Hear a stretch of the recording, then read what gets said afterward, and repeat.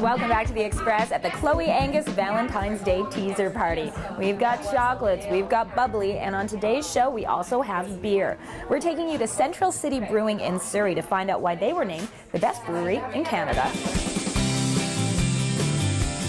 Here at Central City Brewing, enormous vats containing barley, hops, yeast, and water are being boiled, filtered, and fermented. What I actually have here is spent grain, which means this is the barley that we've already used. So this will be a mixture of pale barleys, malt barleys, and some colored barleys. The key components to brewmaster Gary Lowen's award-winning Red Racer beer. It's very complex as far as it's a little bit of biology, a little bit of chemistry, a little bit of cooking. All starting with one of BC's best resources, water.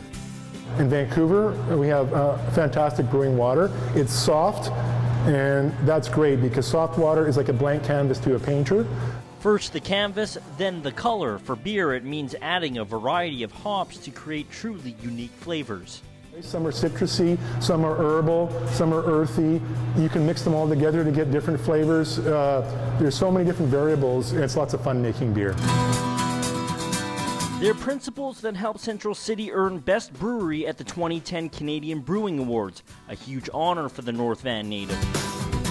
On top of that, Lowen's Thor's Hammer Barley Wine, a beer that takes years to make, took home Beer of the Year. They're beautiful flavors once they're aged, and married with my choice of malt barleys that I put in there and my choice of hops, after a year, the beer becomes like nectar.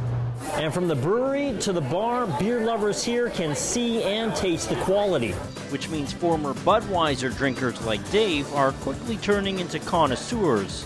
If you're used to the more commercial beers like Budweiser and Coquitlam, obviously our beers are going to taste a little different to you, but once you've given it a chance and developed a taste, you can really appreciate the work that goes into this beer.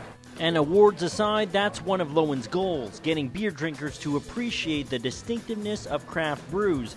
And when you've got all these choices, it's hard not to find something to match your taste buds. I'm Tim Chung in Surrey for The Express. Central City Brewing also has a brew pub at the Surrey Shopping Centre where you can try 7 of their in-house brews on tap. Now, as our city has been celebrating the 1-year anniversary of the 2010 Olympic and Paralympic Games, there's another group of athletes that's been gearing up for their own Olympic celebration. And we're catching some speed skating action in Coquitlam. Cheers to that. Go, Gregory, go! Hard, Grant, go hard! Front feet! The competitions have begun at the 2011 Special Olympics BC Ice Sport Championships in Coquitlam. On the program is curling and speed skating.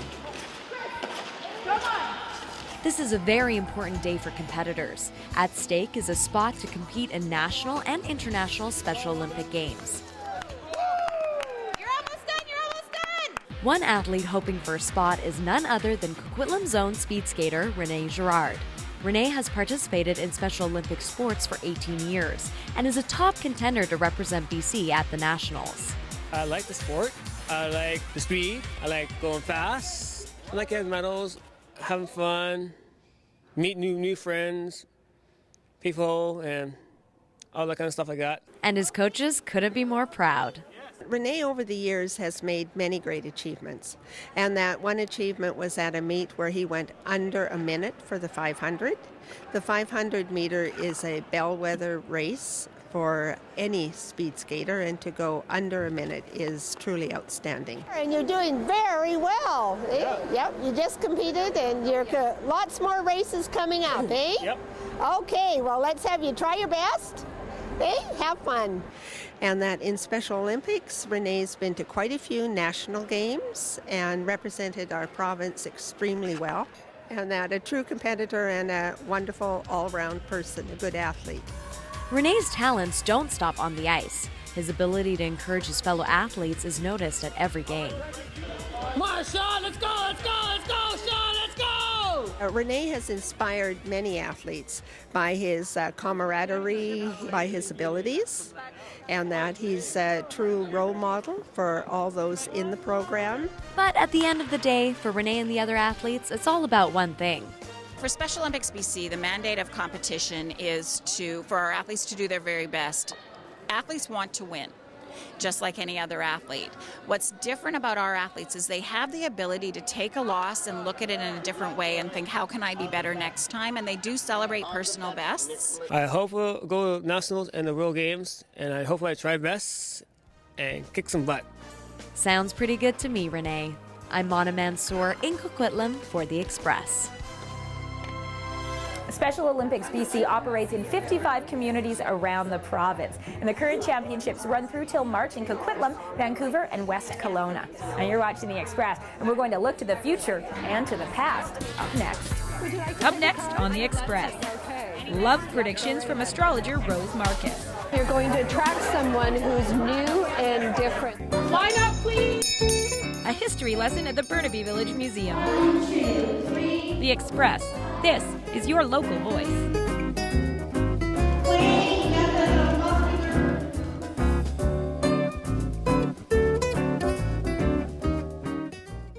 Community programming on Shaw has been generously sponsored in part by hairstyling and color services for Shaw TV, provided by the Lounge Hair Studio.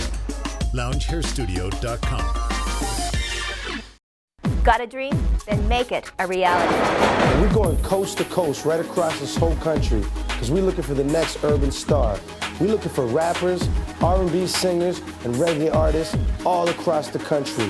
We want to find out if you got what it takes to be the next urban star. You can win a record deal and distribution with Fontana North and shoot a music video. Urban Star 2011 is coming to Shaw TV to a city near you. Register now at urbanstarcontest.com. Loser. Pinhead. Moron. Idiot. Stupid. Dumbass. Dork. Spaz. Fatty. Scrawny. Loner. Reject. Jerk. Stinky. Flamer. Prissy. Dummy. Scumbag. Weirdo. Creep. Pig. Geek. Tramp. Ugly. Pansy. Dweeb. Queer. I hate you.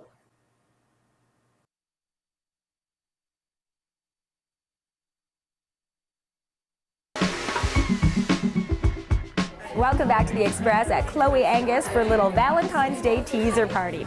Lingerie, sexy aprons, jewelry, chocolates, oysters, bubbly. Maybe the only thing missing is someone to share it with. Or maybe not. We're going to see what the stars have to say for 2011. For this first portion of the year, it's the fire signs, Aries, Leo, and Sagittarius. From June forward, the earth signs. All right, so that's Taurus, Virgo, and Capricorn. So what does that mean for me? Because I'm an air sign, I'm a Gemini. The first half of the year for you too. For air signs, first half of the year. And what it means is that you're going to attract someone who's new and different than the type that you usually go for. Okay, good. And then what happens in the second half of the year? Second half of the year, you get to settle into a nice groove. Very nice, okay. Would you like to pick a card? I would love to, yes. Okay. Anything? Yep, go right ahead. Oh, celebration. The card of love. It's going to work very well for you. Oh, good. Okay. Well, you know, that's potent, powerful. Okay. Potent and powerful. Pick one more. Oh, this relationship, it has a really good prospect to it. So I want to suggest congratulations. This is going to be very exciting, make you very happy, prosperous, happy relationship. Wow. I'm full goosebumps. Yeah. Like you can just feel it, you guys. If you'd like to talk to Rose personally, you can book one-on-one readings through her website. You can also read her weekly column with the Georgia Straight. And now on The Express, we go from the future, from the present to the past, with a history lesson on the schoolhouse at the Burnaby Village Museum. Line up, please! My name is Lois Adey, and I'm a historical interpreter here at the Burnaby Village Museum. We're in a very special exhibit that we have here, C4 School, which is an original 1922 building. And we do conduct school programs here, and the program that we conduct here is called the 3 R's program, where we're teaching children how we taught in 1925 and how they would be learning in 1925. So we go through about 15 minutes of each subject, reading, writing, arithmetic, and spelling, and they actually really enjoy the experience because they're coming back in time to the museum where they're getting a treat really and learning how to write with the old-fashioned pen and the ink in the inkwell. They're learning how to read from the Canadian Reader. 1, 2, 3, 4, 5, 6, 7, and 3. We're doing everything in the old-fashioned way, including the rules of behavior, including the rules of etiquette, and including also the way they're dressed. We have a dress code in 1925. You can see we have a British flag, so we were under British rule in those days, and we have a large picture of King George V and Queen Mary in the classroom. And so when we start our class during the day, we do sing God Save the King, we do say the Lord's Prayer from the Bible, we have a health inspection of their hands and fingernails and a formal roll call. Clean method of muscular movement training. That's one of the favorite programs I have here at the museum. I do all the programs here at the museum, but I think for myself this is the one where I get to portray a teacher. The children have a wonderful time, and we do love to take them through all the rules and etiquette, and so they can get a feel what it was like for children to actually be in this era. Come down to the Burnaby Village Museum, where you too can experience what it's like to come to school in 1925. To find out about special events happening at the Burnaby Village Museum, you can go to the city's website, burnaby.ca. And for other entertainment around the Lower Mainland, we've got your Express Spotlight. Winterruption celebrates music, dance, visual arts, theatre, food, and BC artisans. The festival will utilize more than a dozen venues across Granville Island to stage world-class performances, including the Granville Island Bridge. To celebrate the International Year of the Forest, members of the Blackberry Artists Society will create works that pay homage to our natural roots and examine the interconnected elements of the forest and our lives.